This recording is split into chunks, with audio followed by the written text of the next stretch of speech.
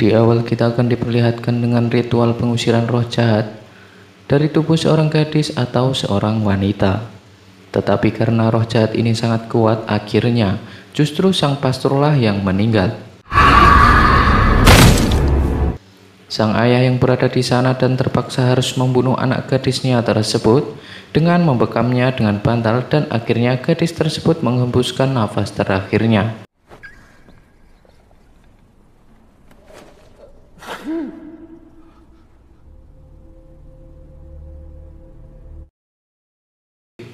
Dan film ini akan mengisahkan wanita bernama Megan, seorang mantan petugas kepolisian yang punya masalah berat dalam kehidupan sehari-harinya.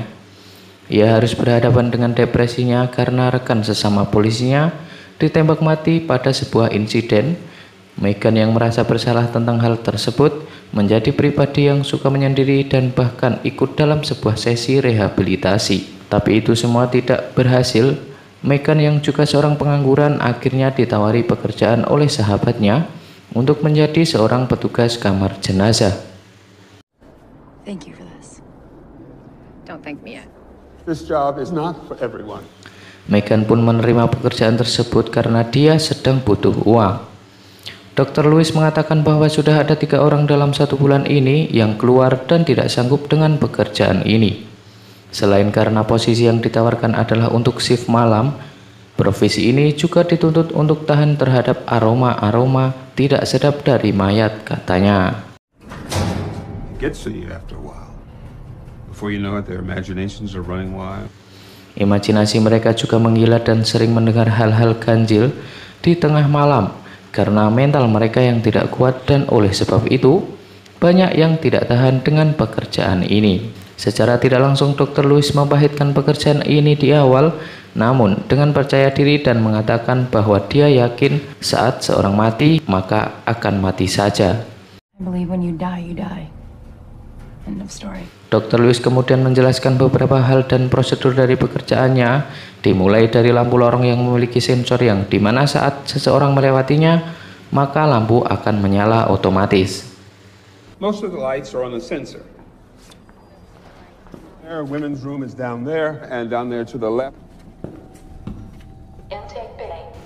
Kemudian saat mayat sudah tiba di pengiriman, dia harus mengambil foto mayat tersebut secara detail dan harus melakukan scan sidik jari.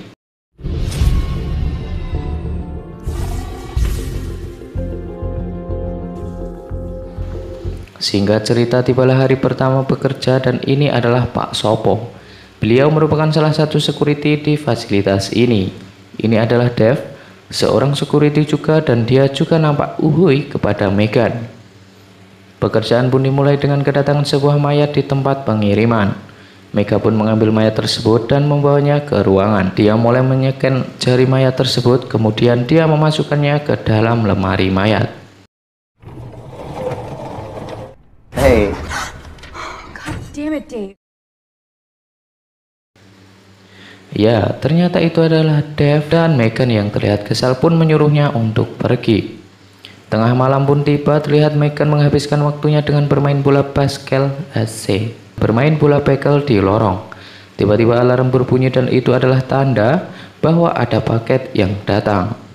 Megan pun keluar, namun saat Megan periksa, ternyata tidak ada siapa-siapa. Tapi tiba-tiba ada seorang pria paruh baya yang berdiri di sana, dan pria tersebut memaksa Megan untuk membiarkan masuk ke dalam. Tapi Megan menolaknya dan kembali ke dalam. Open the door. No. Sir. Dia pun menelpon security dan katanya hal itu sering terjadi. Di saat bersamaan, dia melihat ada pengiriman paket di CCTV, dan Megan pun ke sana dan mengambil mayatnya. Si mas pengiriman bilang jika mayat ini keadaannya sangat buruk. Bahkan saat ditemukan mayat ini sedang tergeletak di sebuah gang dan sedang dalam keadaan masih diiris oleh sang pelaku pembunuhnya. Oh yeah, it's a bad one. Cops found her. I was still slicing her. He took off. Oh, what kind of a lunatic? What is it? Someone trying to send a message? Could have been her pimp. Dan mayat ini adalah Hannah Crash. Mas pengirim pun pamit untuk pulang dan Megan pun mulai melakukan prosedur pertama, yaitu pemotretan. Tapi entah kenapa mesin tiba-tiba error. Megan lalu mencoba mengoprek mesinnya, tetapi yang terjadi malah Megan kesetrum.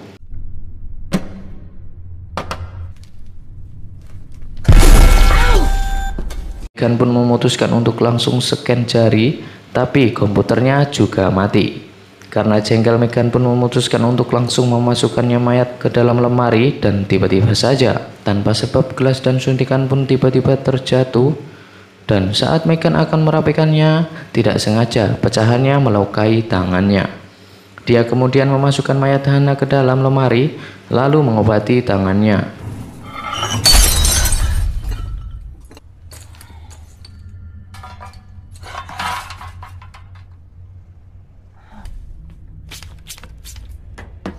Hal aneh kembali terjadi saat lemari mayat Hana terbuka sendiri. Megan pun memeriksa dan memasukkan kembali mayat si Hana, dan alhamdulillahnya tidak ada hal buruk yang terjadi lagi. Karena penasaran dengan sosok Hannah Grace, Megan kemudian mencoba mencari biodata tentang beliau dari data-data kepolisian, yang akhirnya membuahkan hasil yang mengejutkan. Di data laporan tercatat bahwa matanya berwarna coklat, tetapi saat dicek ternyata berwarna biru.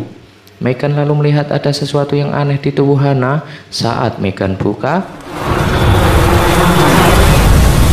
itu adalah halusinasi Megan saja.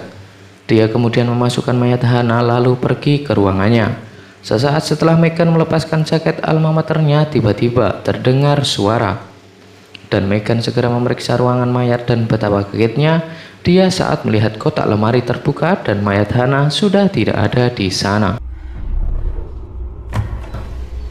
Megan yang panik perlahan berjalan mundur ke belakang, dan tiba-tiba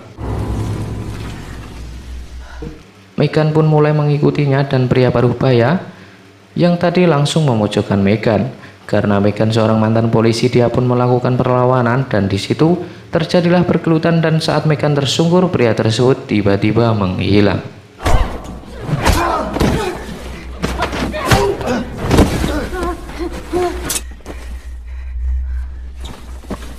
Megan lalu mengambil pisaunya dan langsung berlari ke arah ruangan untuk menelpon security.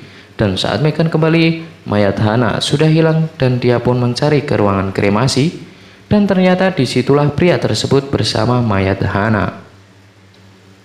Singkat cerita, security datang menangkap pria tersebut. Sebelum dibawa, dia sempat mengatakan kepada Megan untuk segera menghancurkan jasad Hana. Dan pria tersebut dibawa ke kantor polisi, dan Megan yang kembali ke pekerjaannya dan memasukkan mayat Hana dengan perasaan yang sedikit takut. Untuk menenangkan diri, Megan diajak oleh temannya untuk makan di luar sebentar. Sementara itu, Deb berjaga untuk menggantikannya. Untuk menghilangkan kebosanan, dia pun bermain-main depan lorong, dan tiba-tiba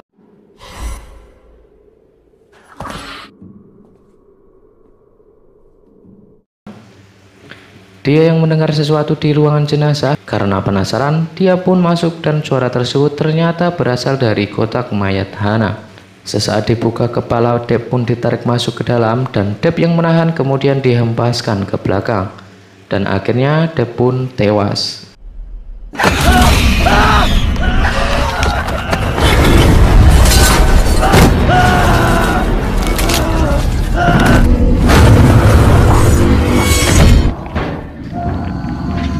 Megan yang sudah kembali dan tidak tahu apa yang terjadi, melihat keadaan di sana sudah berantakan, lalu dia membereskannya. Tak lama setelah itu, Megan pun pergi kamar mandi karena mules habis makan tahu gejrot level 100 bersama temannya tadi. Saat sedang asiknya menghayal, Megan seperti mendengar sesuatu di luar. Kemudian terdengar suara pengering tangan yang berbunyi. Dave? Is that you? Tiba-tiba bola karet miliknya tergelinding masuk ke dalam toiletnya. Megan yang penasaran mengintip dari bawah, tetapi tidak ada siapa-siapa. Kemudian Megan yang merasa ada yang salah dengan mayat Hana, lalu mencari informasi di Google. Dia pun menemukan fakta bahwa Hana diklaim telah dirasuki roh jahat, dan Megan pun kembali memeriksa mayat Hana. Dia menemukan hal mengejutkan di mana bekas sayatan di pinggul Hana ternyata sudah menghilang. Dan di sisi lain Pak Sopo yang sedang memanggil-manggil si Dev di HT, tetapi tidak ada jawaban. Kembali ke Megan yang karena penasaran, Megan pun memeriksa rekaman CCTV untuk melihat apa yang terjadi sebenarnya. Dan terkejutnya dia saat melihat ada bayangan hitam di rekaman tersebut.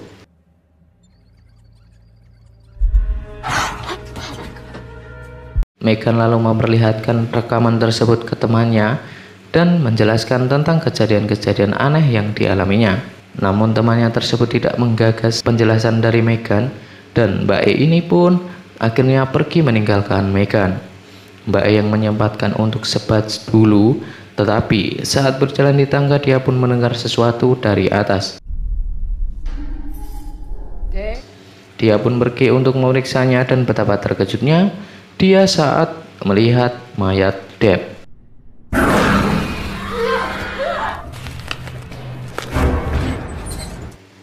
Karena ketakutan, Mbak E ini pun lari ke atas gedung, dan di sana dia mengalami hal serupa dengan Dev yang dibuatnya melayang dan seluruh tubuhnya patah dan kemudian tewas.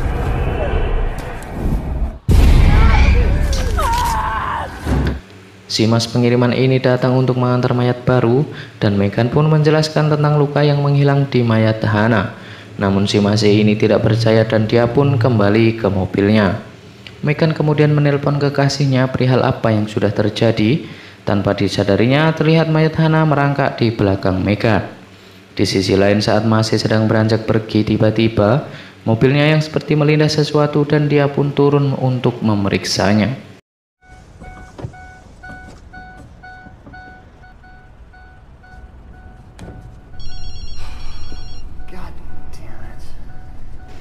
Lampu di sekitar pun tiba-tiba mati, hidup, dan kemudian si Mase mulai menyenter daerah sekitar. Dan terlihat Hana yang sedang merangkak, dan akhirnya si Mase pun tewas.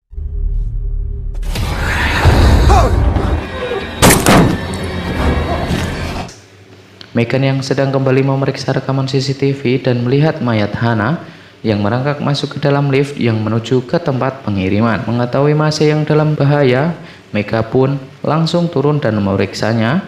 Akhirnya dia melihat si Mas yang sudah dalam keadaan tidak bernyawa. Kemudian kekasih Megan menelpon untuk memberitahu bahwa pria parubaya yang ditangkap tadi ternyata kabur dan membunuh 2 perwira polisi. Tapi tiba-tiba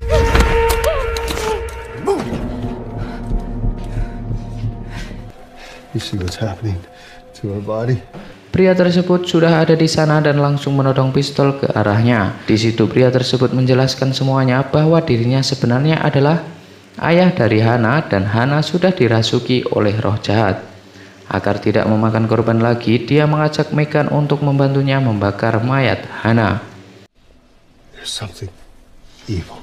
My only child That's your daughter. struggled with depression, anxiety. Setelah apa yang sudah terjadi, Megan akhirnya percaya dengan ayahnya Hana dan memutuskan untuk membantunya membakar mayat Hana. Namun saat akan membakarnya, tiba-tiba Hana pun terbangun dan menyerang Megan seolah ingin merasuki tubuh Megan. Sang ayah yang berhasil mencegahnya, tetapi dirinya harus tewas karena terbakar.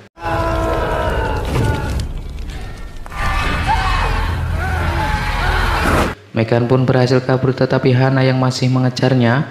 Megan pun akhirnya tertangkap dan langsung dibuat tak sadarkan diri oleh Hana. Kekasih Megan yang saat itu datang ke lokasi mencari di mana keberadaan Megan. Di sisi lain, Megan pun akhirnya terbangun dan seketika kaget dengan sudah berada di dalam lemari mayat. Di sana dia melihat mayat teman-temannya yang sudah terbujur kaku tak bernyawa. Kekasih Megan pun akhirnya bertemu dengan Pak Sopo yang saat itu kebetulan sedang mencari Dev, dan di saat bersamaan Megan pun akhirnya bisa keluar dari lemari mayat tersebut. Tiba-tiba mereka dikagetkan dengan kemunculan sosok Hana yang sudah menempel di dinding, dan mereka pun langsung berlari kabur dari sana. Namun naas Pak Sopo yang salah jalan akhirnya tewas duluan. Kekasih Megan langsung menodongkan pistol ke arah Hana, namun belum sempat menembaknya, dirinya sudah terkena saringan oleh Hana, sehingga dia tidak bisa bergerak dan akhirnya melayang di udara. Megan lalu mengambil pistolnya lalu menembaknya berkali-kali. Hingga akhirnya Hana berhasil dilumpuhkan dan kekasihnya pun berhasil diselamatkan. Megan kemudian menyuruh kekasihnya untuk pergi duluan dari sana. Sementara itu, Megan langsung menyeret mayat Hana dan berniat ingin membakarnya. Saat akan dibakar, Hana yang terbangun lagi dan menarik Megan. Tapi pada akhirnya Hana berhasil dikalahkan dan Megan pun selamat.